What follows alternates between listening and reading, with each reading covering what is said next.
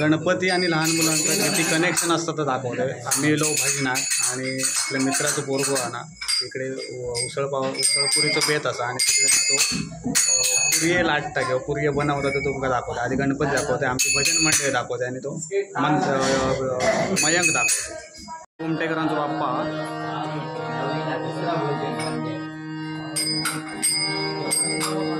भजन मंडळी छोल्याची उसळ पुरिये आणि घरातली सगळी मंडळी एका भजनामुळे कामाक लागली आहेत बघा. आणि तो बघा मयंक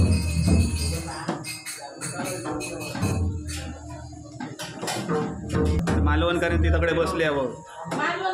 गोळे गोळे गोळे गोळे बनवून तिथं.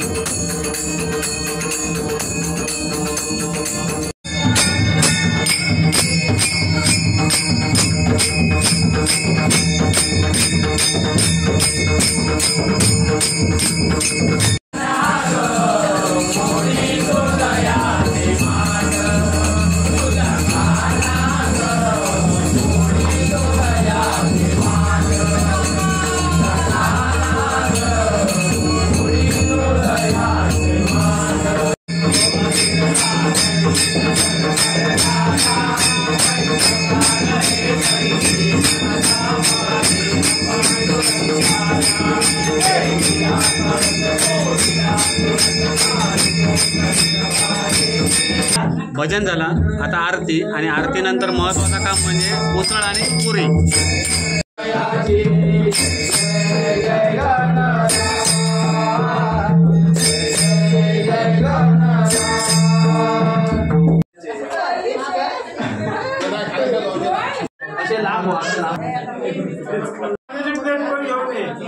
आता पंगत बसली आहे.